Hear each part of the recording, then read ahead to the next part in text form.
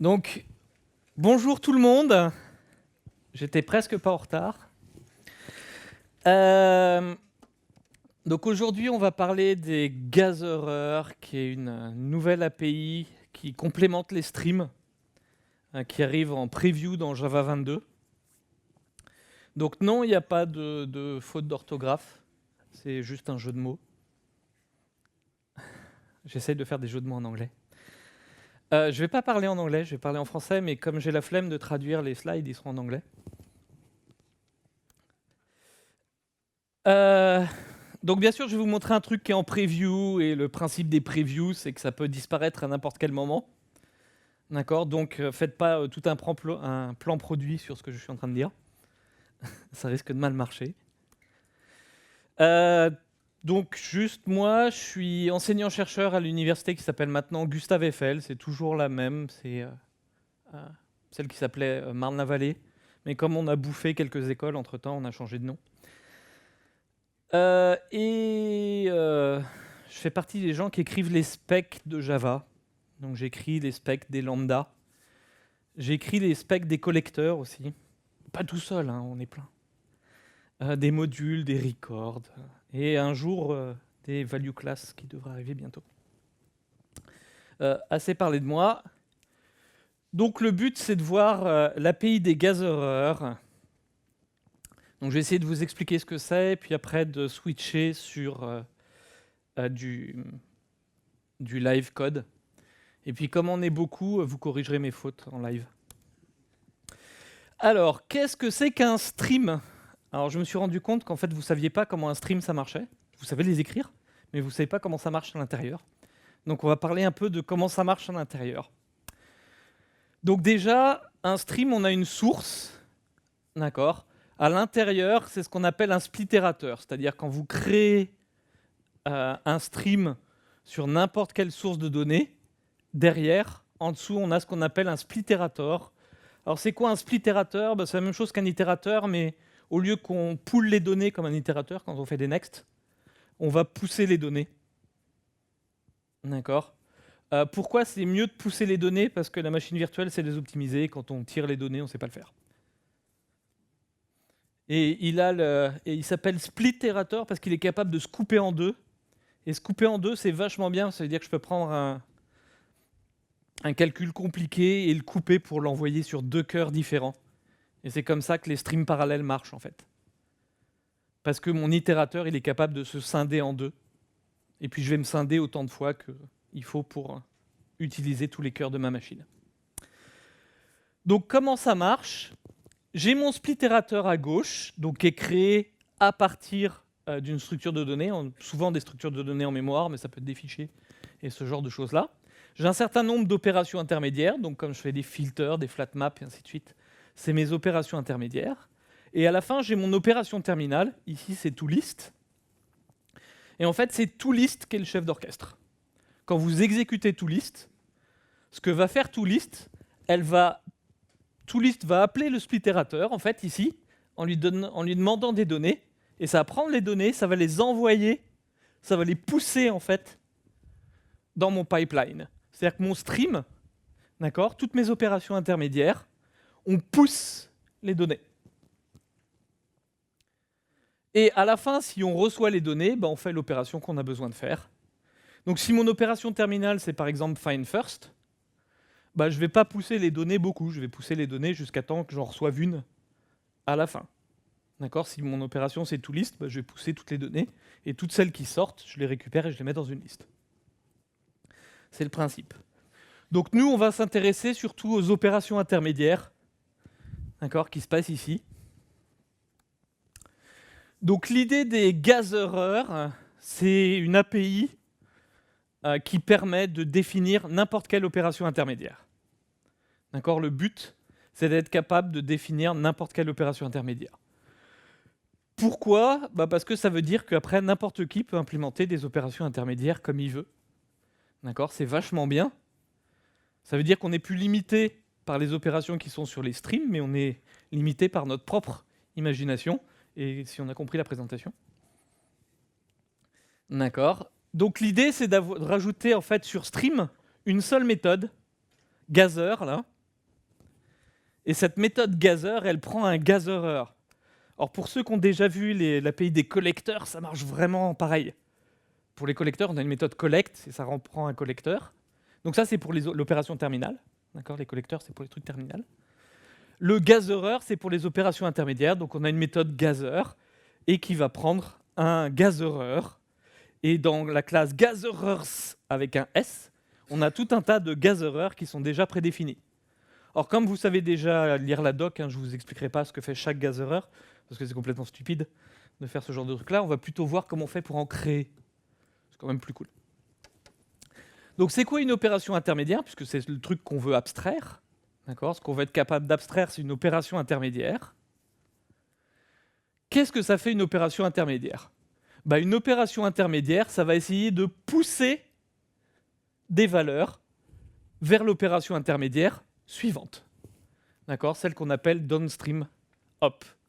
Donc par exemple, si je prends un filter, mon filter, techniquement, il ne va pas toujours pousser les valeurs. Il va pousser les valeurs que si, lorsque j'appelle mon filtre, ça renvoie vrai. C'est-à-dire que si j'appelle mon predicate de mon filter et que ça me renvoie faux, je ne pousse pas les valeurs. C'est pour ça que j'ai mis des petites croix pour dire je ne pousse pas les valeurs. Et je pousse uniquement les valeurs dans le cas où, lorsque j'appelle mon predicate, ma valeur qui est renvoyée est vraie. D'accord ?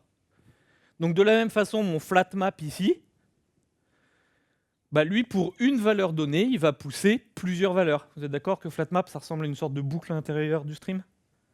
D'accord ? Donc je vais pouvoir dire, pour une valeur donnée, je vais pouvoir repousser plusieurs valeurs. D'accord ? Donc c'est quoi une opération intermédiaire ? C'est quelque chose qui est capable de pousser des valeurs pour le stage suivant. D'accord ? L'autre chose, c'est que le stage suivant peut dire « Stop ! J'ai fini, j'en veux plus !» Par exemple, si j'ai limite, d'accord, c'est une méthode intermédiaire, limite. Limite, globalement, ça va compter le nombre de fois où on a vu des éléments, et quand on atteint la limite, elle va juste dire « Stop, je veux plus d'éléments !» Donc il faut que je sois capable de backpropager. C'est-à-dire, quand je pousse des éléments, d'accord, limite va répondre « False, stop, arrête !» D'accord ? Donc, mon opération, quand je pousse un élément, ça me renvoie un booléen qui va me dire « Je veux encore des éléments » ou « Non, non, non, non, c'est fini, j'arrête. » D'accord ? Mon opération s'arrête. Donc, globalement, ça, on a une interface qui s'appelle Integrator. J'adore le nom, c'est presque comme Terminator. On ne va pas voir le premier paramètre, on va le voir un tout petit peu après. Mais globalement, cette méthode-là, elle va être appelée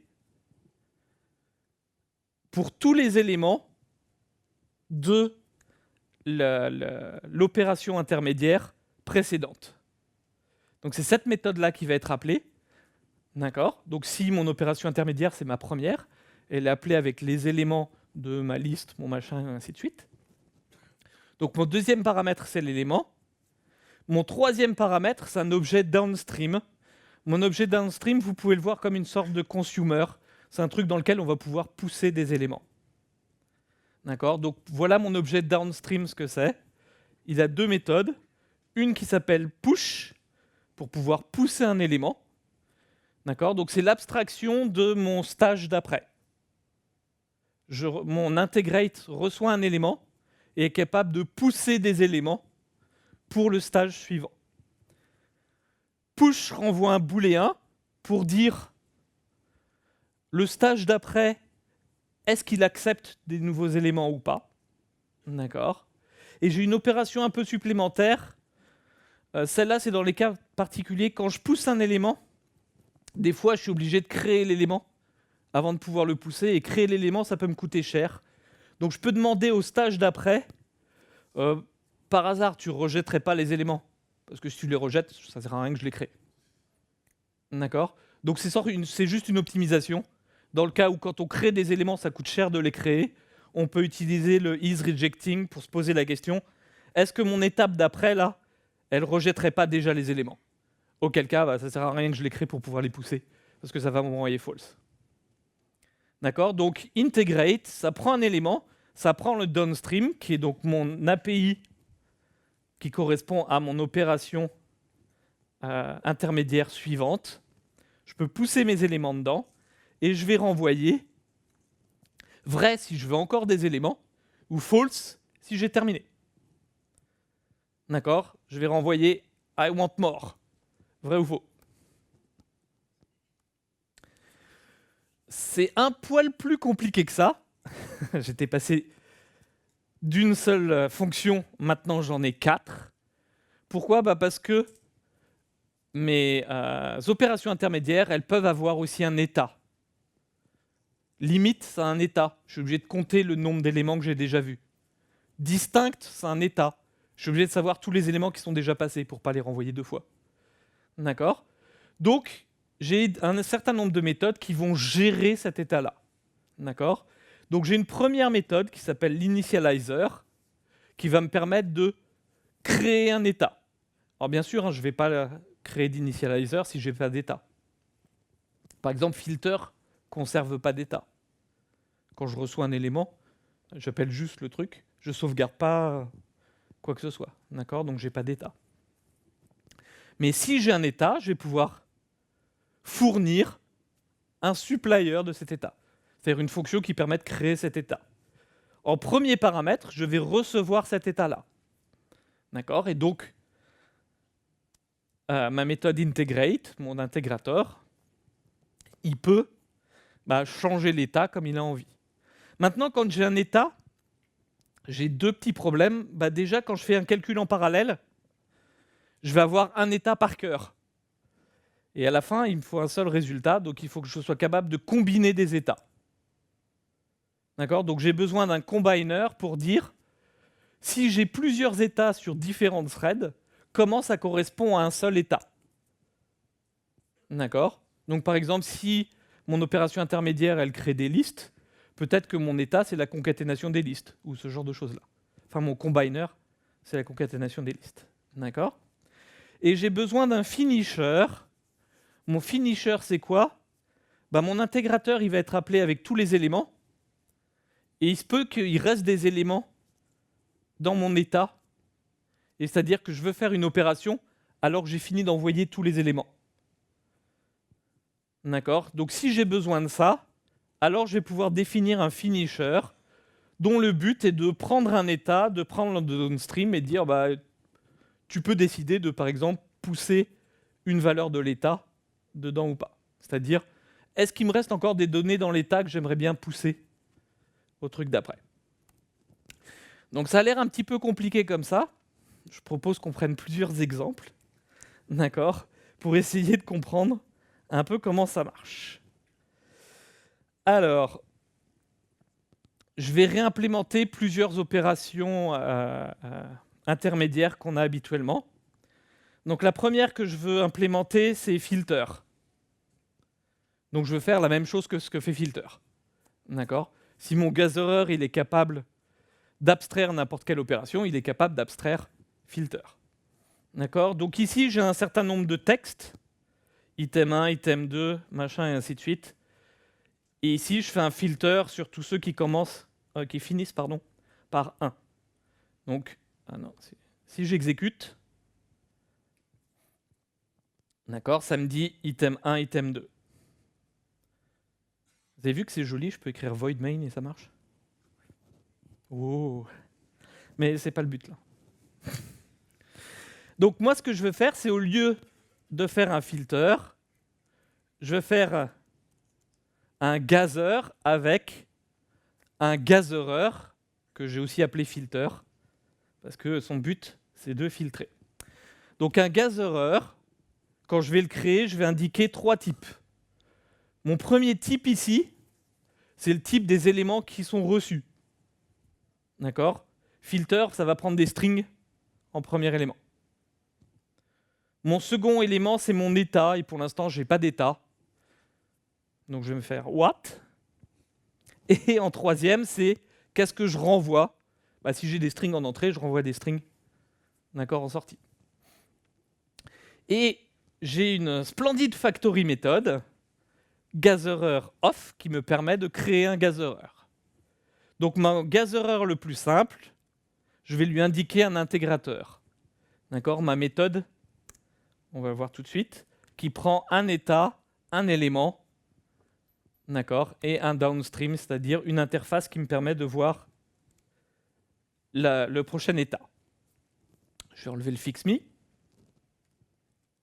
Il paraît que ça ne marche pas quand on laisse des fixme dans les codes. Ici, mon état, j'ai dit que j'en avais pas besoin. Regardez, oh, ça marche. Impressionnant. Alors, ça fait quoi, filter? Moi, mon filtre, qu'est-ce qu'il doit faire? Il doit regarder, est-ce que je finis par 1? Donc, si elements.ends with 1, bah, qu'est-ce que je dois faire? Je dois propager l'élément au stage suivant. Donc sur mon downstream, je vais faire un push de mon element. D'accord? Mon push, il peut me renvoyer vrai s'il veut les éléments suivants, ou faux si finalement le truc dans lequel j'ai poussé, lui-même, il ne les veut pas. Donc je vais juste propager, enfin back-propager, propager celui qui m'appelle, le truc. D'accord? Sinon, bah, je renvoie vrai, puisque les éléments d'après, ils m'intéressent. D'accord? C'est suffisant? Testons. Oh, ça a l'air de marcher. D'accord? Donc, mon gazereur le plus simple, c'est quelque chose qui juste prend un élément et décide oui ou non de le pousser. D'accord? Et n'oublie pas de reforwarder, de faire le return du back. D'accord? Pour dire, si celui d'après, il m'a renvoyé faux, moi, il faut aussi que je renvoie faux. Techniquement, on peut un peu optimiser le code, parce qu'on peut lui dire, on verra, c'est un peu important après, mais on peut lui dire, techniquement, c'est jamais moi qui vais décider de renvoyer false. D'accord? C'est celui qui est en dessous qui va décider de renvoyer false. C'est tout. Donc je suis ce qu'on appelle greedy, ou si vous préférez, not short circuit. Qu'est-ce que ça change? En fait, là, ici, rien. Mais ça marque en disant, il y a des optimisations que tu pourras faire. D'accord? Des optimisations qu'on va voir un petit peu après. Donc ce truc-là, c'est pas un truc obligatoire, mais c'est un truc pour lui dire, en fait, ce truc-là, il va jamais s'arrêter tout seul. Donc quand on va pouvoir composer les choses, ça sera facile à composer, parce qu'on ne pourra pas s'arrêter tout seul. D'accord? Donc techniquement, ça, ce off greedy, c'est juste pour dire, mon implémentation ne renverra pas false toute seule. D'accord? Si vous voulez, c'est not short circuit. Je ne vais pas m'arrêter moi-même de faire les choses. Donc j'ai fait filter, on va voir celui d'après, on va faire take while. Tout le monde connaît take while? Vous êtes toujours en Java 8?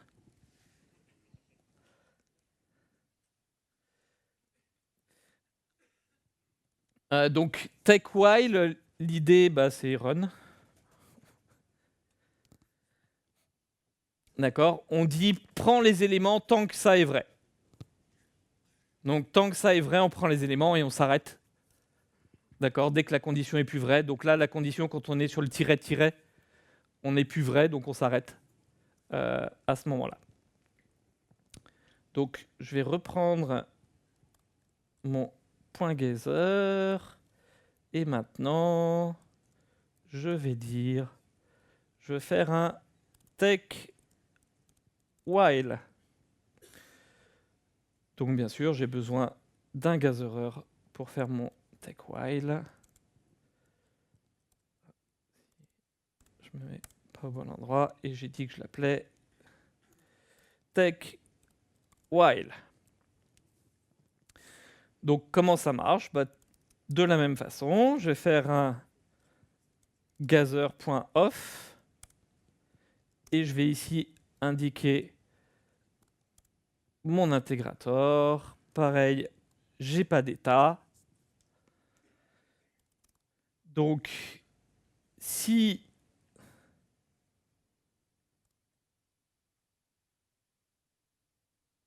mon élément starts with item,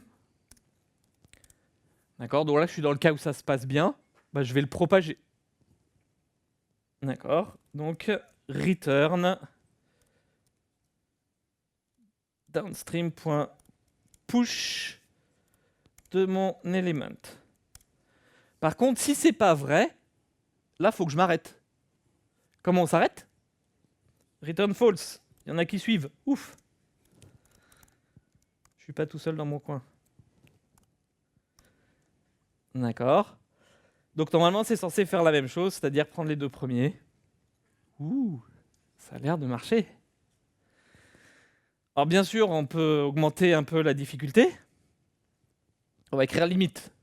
Parce que limite, on a une notion d'état avec limite.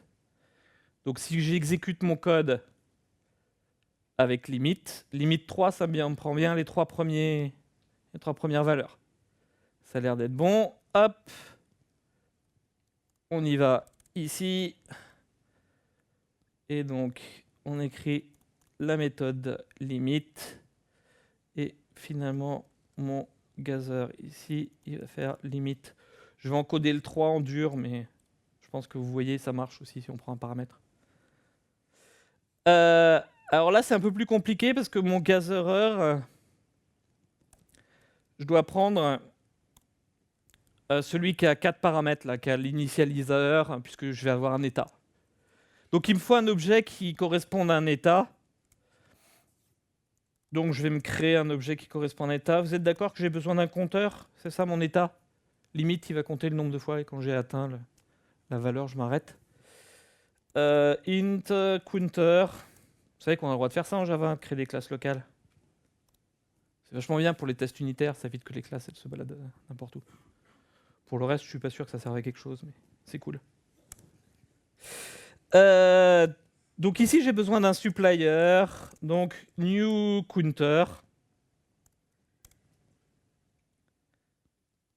D'accord. Au début, il initialise à 0. Ça m'ira très bien. J'ai besoin de mon intégrateur. Alors cette fois-ci, j'ai besoin de l'état. Alors qu'est-ce que je dois faire dans limite? D'accord. Bah, je dois dire si state point.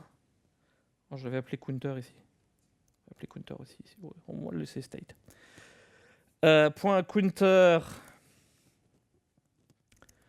S'il est égal à 3, il faut que je m'arrête. Il faut que je fasse gaffe. Il faut que j'incrémente. Comme ça, il finira par être. D'accord. Il faut que je m'arrête. Donc, je fais return false. Et sinon, je propage.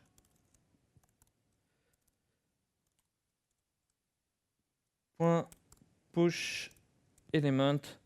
Alors, bien sûr, il a un peu du mal parce qu'on n'a pas fini d'écrire tous les trucs. Et donc, j'ai besoin d'un combiner et d'un finisher. Alors, c'est quoi mon combiner? Bah, c'est si j'ai deux états dans deux threads différentes, à quoi ça doit correspondre si je le vois comme un seul état. En fait, c'est la somme des compteurs que je dois faire. Donc, j'ai un compteur 1, j'ai un compteur 2. Et je vais renvoyer new counter de c1.counter plus c2.counter. Ça doit faire plus ou moins le boulot. Alors bien sûr, j'ai pas de constructeur. Mais ça, on va... Voilà. Alors, voilà. C'est là qu'on voit que les classes locales, c'est tellement bien qu'IntelliJ, c'est pas ce que c'est. Non, c'est pas complètement vrai. C'est dû au fait qu'il n'y a pas de classe englobante. C'est parce que j'utilise le main, des trucs spéciaux. On va pas casser du sucre sur IntelliJ. Il marche presque bien. C'est juste parce qu'on est développeur qu'on accepte l'état dans lequel il est, en fait.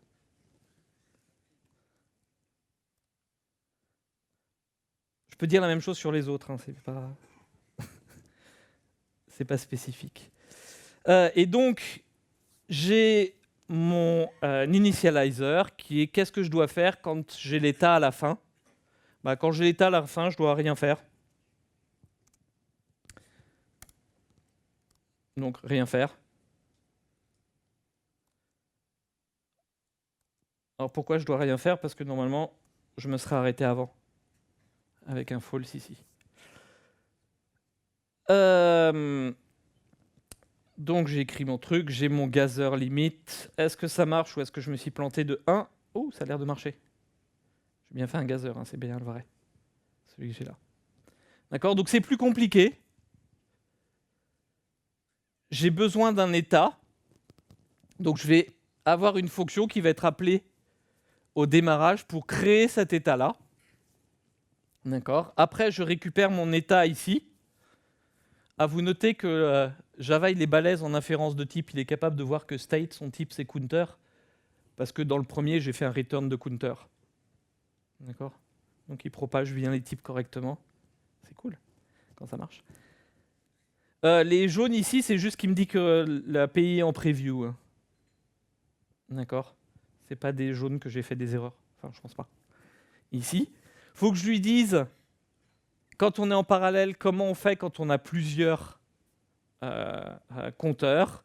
Et il faut que je lui dise à la fin, si j'avais des valeurs que je voulais quand même propager, faut que j'indique un finisher, mais là, ça ne m'intéresse pas.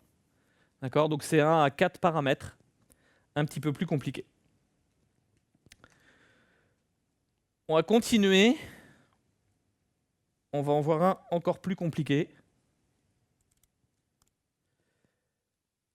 On va essayer de grouper les éléments. Je ne sais pas si vous avez déjà essayé de grouper des éléments. Je vais les mettre 2 par 2, par exemple. Vous savez, comme à l'école, en rang 2 par 2. Bah, en rang 2 par 2, c'est compliqué à faire. On n'a pas vraiment de façon de faire habituellement, mais dans les gatherers, j'en ai un qui s'appelle WindowFix. Et je lui mets 2 et oh magie, il groupe en 2. Finalement, ça sert quand même d'avoir des gatherers par défaut. Ça évite de le réimplémenter alors.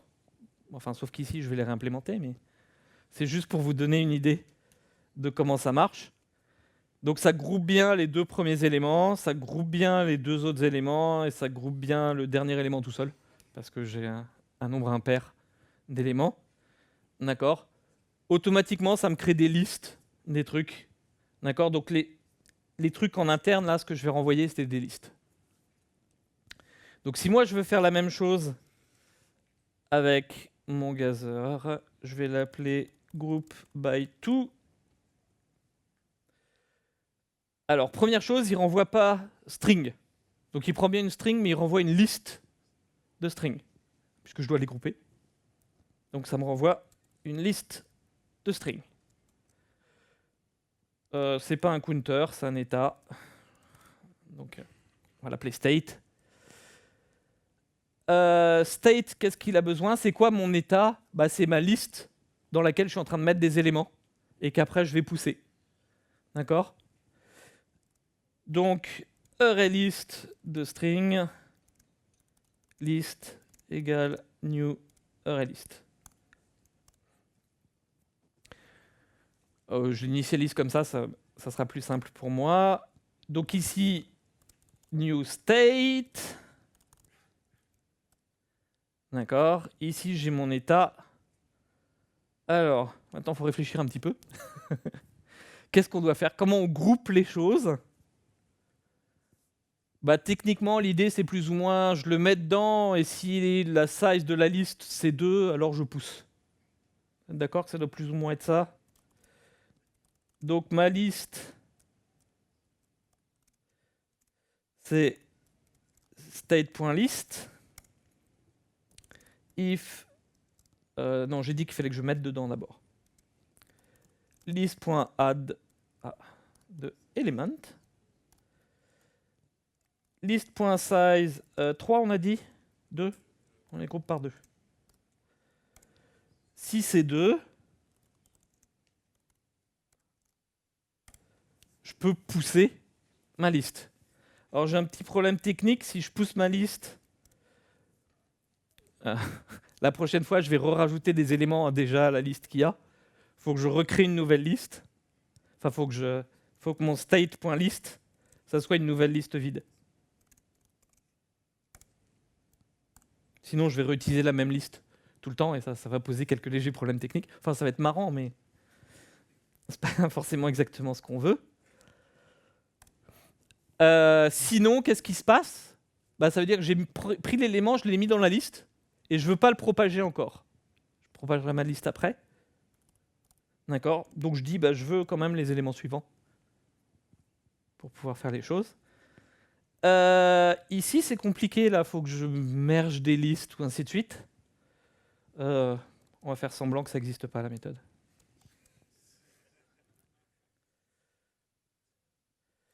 Alors, comment on fait semblant en Java? Throw new unsupported opération exception. Et je vais prier que les gens ne créent pas des streams parallèles. Sinon, ça va mal se passer. Voilà, tant qu'on ne crée pas des streams parallèles, on ne va pas se faire attraper par la patrouille. Ici, il faut que je fasse quelque chose. Parce que si j'ai un nombre impair d'éléments, je vais me retrouver avec les éléments dans la liste, enfin dans le state. Je vais avoir l'élément dans la liste qui est dans le state. D'accord? Il faut que je propage le dernier élément. Donc il faut que je fasse un truc du genre if state.list not is empty. Parce que je ne vais pas propager si mon truc il est vide. Enfin, je ne sais pas s'il peut être vide, mais bon. Do downstream.push the state.list. D'accord, sinon je vais oublier mon dernier élément qui est ici. Là. Est-ce que ça paraît OK pour tout le monde? Je fais run et je teste. Notez que je suis super sérieux, hein, j'ai vachement des tests unitaires. Ça a l'air de marcher.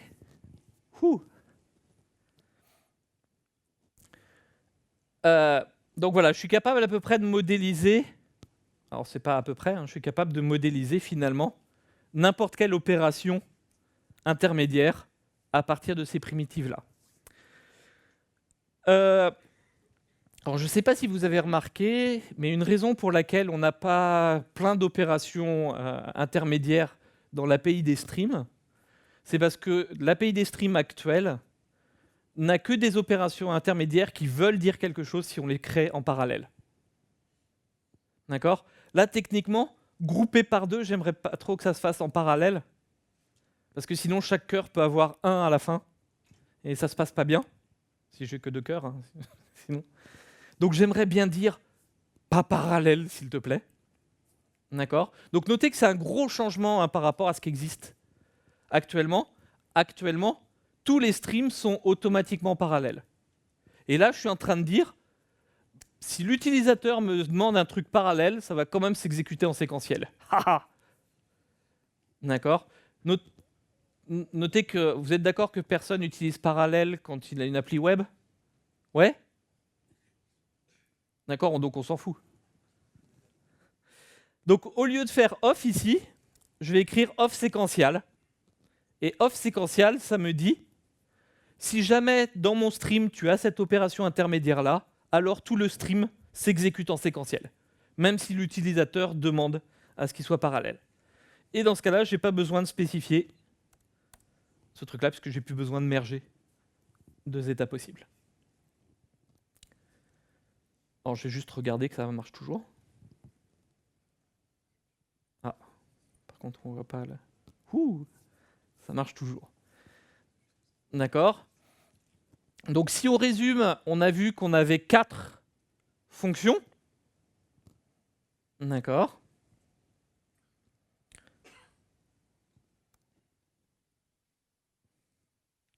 On a 4 fonctions. On a l'initializer qui crée un état. On a l'intégrateur, où c'est là où tout se passe, le truc qui est important, qui est appelé avec l'état, l'élément qui vient du truc intermédiaire précédent, et une interface qui s'appelle downstream, dont le but est de pousser les éléments vers l'étape intermédiaire suivante. D'accord ? Dans le cas où mon stream il est parallèle, il faut que je définisse un combiner pour être capable de merger des états. Et il se peut que dans mon état, j'ai des données qui restent à la fin et que je veux quand même pousser ces données-là. Et pour ça, j'ai un finisher. D'accord. J'ai deux façons de créer les gatherers. Soit je fais un gatherer.off, et dans ce cas-là, c'est un gatherer qui est parallélisable. D'accord. Ça veut dire que si j'appelle point parallèle sur mon stream, automatiquement, il va répartir sur tous les cœurs de la machine. D'accord. Et j'ai un off séquentiel pour dire non, non, non, non, non, non, non. Même si l'utilisateur il demande un stream parallèle, moi, mon opération, je sais l'implémenter que en séquentiel. D'accord. Mes gatherers, en fait, techniquement, mon intégrateur, ma méthode, d'accord, elle peut décider de renvoyer false. On l'a vu dans limit. Dans ce cas-là, on dit que le gatherer, il est short-circuit, puisqu'il est capable de s'arrêter à un moment donné. D'accord. Si je ne suis pas short-circuit, si je suis greedy, alors je peux créer mon intégrateur avec greedy.off. D'accord, ce qu'on avait vu pour le filtre. L'intérêt de faire ça, c'est que si j'ai plusieurs gatherers, je peux les merger comme un seul gatherer. Parce que je suis sûr que je ne peux pas m'arrêter en plein au milieu en fait, d'un gatherer. D'accord. La seule façon de m'arrêter, c'est si l'état derrière là me renvoie false, c'est que moi je le backpropage. Je le propage en arrière. D'accord. Et je peux même faire mieux que ça. Si juste après mon gatherer, j'ai un collecteur, je peux aussi fusionner mon collecteur et mon gatherer ensemble en un seul nouveau collecteur. D'accord. Donc notez que c'est une optimisation. Ça marche si on ne le fait pas, mais c'est quand même intéressant parce que ça permet d'avoir des meilleurs perfs. Donc quand on crée un gatherer, on doit penser à 3 axes différents. D'accord. Est-ce qu'on est seulement séquentiel ou est-ce qu'on est parallélisable? Est-ce qu'on est stateless ou stateful? Si je suis stateless, j'ai qu'une seule méthode à écrire, c'est cool. D'accord. Si je suis stateful, bah dans ce cas-là, il faut que je mette un initializer, un finisher. Dans le cas où je suis en plus parallélisable, il me faut le combiner entre les states. Et mon intégrateur, il faut que je me pose la question, est-ce qu'il est greedy ou pas? Et s'il est greedy, c'est-à-dire qu'il ne peut pas renvoyer false tout seul, je peux juste propager en arrière false, alors je peux créer un integrator of greedy. C'est pas compliqué en fait. Performance bien sûr. Sinon c'est pas drôle. Donc c'est très très scientifique, j'ai testé sur ma machine à la fac. Autre chose, j'utilise un framework que je pense vous connaissez. Si vous ne le connaissez pas, regardez, qui s'appelle JMH. D'accord. Et JMH, il est vachement bien parce qu'il teste un seul code en indépendance de tout le reste. Donc ça, c'est vachement bien pour pas avoir de problème. Vous ne faites pas des tests de performance? J'en vois qui commence à noter. Donc JMH, il s'appelle. Donc ici, par exemple, j'ai plusieurs méthodes et JMH va isoler chaque méthode. D'accord. JMH va faire un warm-up de la VM. D'accord, pour être sûr que le code il est JIT avant de faire les tests. Donc ça, c'est vachement bien parce que ça me permet de tester en indépendance chaque chose. Mais par contre, ça ne correspond pas du tout, forcément, à ce qui va se passer dans la vraie vie. D'accord? Warning, warning, warning. Lorsqu'on propage des valeurs, la VM, elle est capable de propager les types. D'accord? Et donc, ça veut dire qu'elle est capable de générer un bon code parce que, au lieu de propager « j'utilise telle interface », elle va propager « j'utilise telle classe ». Et donc, j'aurais pas besoin de me poser la question, mais de quelle classe il s'agit. D'accord ? Quelle est la méthode exacte que je vais appeler ? Et donc, ça veut dire que je vais pouvoir prendre le code et le ramener, ce qu'on appelle l'inlining, et finalement, au lieu d'avoir plein de trucs qui ressemblent à des appels virtuels, je vais tout transformer en un seul code comme en C. Et ça sera très rapide. D'accord ? Donc c'est pour ça que mes splitérateurs, ils poussent les éléments. Ils les tirent pas. Parce que ma machine virtuelle, elle est capable de pousser les types. On n'est pas capable de tirer les types. Tirer les types, ça veut dire j'ai un champ qui est typé avec une interface et j'essaye de me poser la question, mais quelle classe c'est ? Donc ce que fait la VM dans ce cas-là, quand on a un champ qui traîne et qu'on ne sait pas quelle est la classe possible, elle va faire ce qu'on appelle du profiling. Ça veut dire, oh, la dernière fois c'était ça, donc il y a de grandes chances que ça soit ça. D'accord ? Mais on ne peut pas faire du profiling en stockant plein de classes. Donc par défaut, la machine virtuelle, elle fait du profiling, enfin le JIT, la machine virtuelle, fait du profiling que sur 2 classes différentes. Je ne sais pas si vous avez déjà testé, vous créez une interface avec 2 classes, et vous appelez soit l'une soit l'autre, après vous faites le même code et vous en créez 3. Vous verrez, c'est plus lent. D'accord ? Pourquoi ? Parce que dans le cas où il n'y a pas d'information, la machine virtuelle va stocker quelles sont les classes qu'elle a déjà vues, mais elle ne peut pas en stocker trop parce que ça prendrait trop de mémoire. Java, ça prend déjà beaucoup de mémoire. Pour des métadonnées, hein, pas pour votre programme. Votre programme, il ne prend pas de mémoire. Juste pour les métadonnées. D'accord ? Donc, un des problèmes qu'on a, c'est que cette pollution des types, ce n'est pas quelque chose qu'on va voir avec JMH. Parce que comme on n'exécute qu'un seul truc, tout ira parfaitement bien. D'accord ? Donc, je vais faire un petit peu attention sur les tests de performance. Donc, bien sûr, si je veux comparer des choses, je veux comparer qu'est-ce qui se passe si j'appelle map ou si je me réimplémente mon map qui fait la même chose, mais en utilisant l'API des gatherers. D'accord ? Donc, si je teste celui du haut et celui du bas, alors c'est sur 100 000 strings. D'accord ? Vous êtes d'accord que si on a moins de 10 000, ça ne sert à rien d'optimiser ? Ouais ? De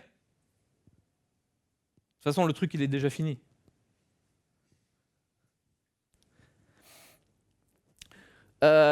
Donc on voit que ça prend un certain temps. On voit que quand on utilise le gather, c'est pas si bon que ça devrait être pareil que map, et c'est pas complètement pareil. Je vais vous expliquer pourquoi. Mais c'est pas si affreux. D'accord ? 481 et 552. Notez que par contre, on voit un autre effet que je pense que vous connaissez déjà. Si vous ne le connaissez pas, ce serait bien de le connaître. Si au lieu d'utiliser map, j'utilise map to int, ça va très vite. Un des problèmes qu'on a en Java toujours actuellement, c'est que les integers ne sont pas des int et qu'on paye le prix de créer ces objets-là. Et on voit là, si je me balade avec des integers, à noter mon API des gatherers, ça prend des T partout. D'accord ? Donc c'est des types paramétrés, et les types paramétrés en Java, malheureusement, c'est forcément des objets. D'accord ? Donc si jamais j'utilise un map to int, j'irai de toute façon beaucoup plus vite. Donc ça veut dire que mon API des gatherers, elle ira jamais plus vite que si j'utilise, d'accord, dans le cas où ça y a des types primitifs, le bon map ou le bon flat map avec le bon typage. J'ai pas de spécialisation des types primitifs, mais on a un plan. Si je fais des toList, donc notez ici, je faisais des reduce. Qu'est-ce qui se passe si je fais des toList ? Là, ça fait un peu plus mal. Vous sentez que ça fait mal ?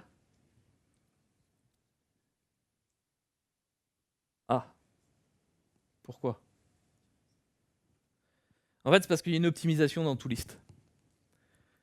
toList essaye de voir si par hasard, d'accord, la taille n'aurait pas changé. Quand on fait un map, vous êtes d'accord que j'ai autant d'éléments au départ que j'en ai à l'arrivée ? Donc finalement, la taille de ma liste, c'est la même que la taille de values. D'accord ? Donc le stream par défaut, il est capable de faire ça. Le stream par défaut, il est capable de savoir que map, c'est une opération qui préserve la taille. Et donc quand on va préciser après toList, on va pouvoir présizer avec exactement la bonne taille. Et donc ça va éviter les allocations intermédiaires où on est obligé de réaugmenter la taille des listes. Notez qu'on voit que c'est un vrai effet, hein, juste réaugmenter la taille des listes. Je pense que c'est un truc que vous savez. Si on a des problèmes de performance sur un code, si on précise la taille de la liste, ça sera plus efficace. On évitera les augmentations intermédiaires. Donc malheureusement, c'est un truc qu'on n'a pas. D'accord ? Les caractéristiques du splitterateur ne sont pas propagées. Qu'est-ce qu'on appelle les caractéristiques ? J'ai une taille, je suis ordonné, et ce genre de choses-là. Si vous regardez, quand j'ai créé mon opération intermédiaire, je n'ai pas indiqué est-ce que mon opération intermédiaire, elle préservait certaines propriétés. D'accord ? Donc on peut le voir, notez ici, si je fais un map.count, ça prend 0. Parce qu'en fait, il ne fait rien. Il connaît la taille du truc, il sait que map préserve la taille, donc je peux renvoyer la valeur directement. Youhou! D'accord ? Ça ne marche pas avec le gatherer.map. Parce que je n'ai pas cette notion de déclaration des choses. D'accord ? Ouais, je finis. Donc, j'ai pas de spécialisation des types primitifs, mais on est en train de bosser depuis un certain temps pour faire en sorte de spécialiser les generics, pour spécialiser les generics pour les types primitifs. Et tout d'un coup, au Magie, ça marchera. On y croit. Notez que ce sera dans 10 ans, hein. Vous en faites pas.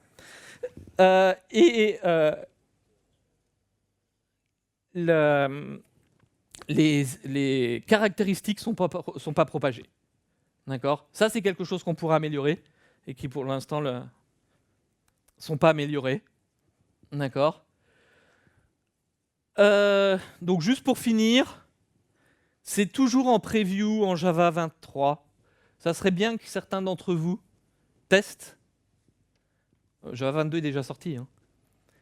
Les gatherers, en écrivant des gatherers et en regardant quels sont les perfs. D'accord ? Donc on sait qu'on a cette histoire de caractéristiques à résoudre. Alors plutôt, je sais qu'il y a cette histoire de caractéristiques parce que quand j'en ai parlé au monsieur qui implémente le truc, il a dit ouais, c'est pas très grave. Il y a le même problème avec les collecteurs et il a raison. Mais bon, c'est pas parce qu'on a un problème avec les collecteurs qu'on peut pas le résoudre avec les gatherers. Et c'est à peu près tout ce que je voulais dire sur les gatherers parce que c'est l'heure.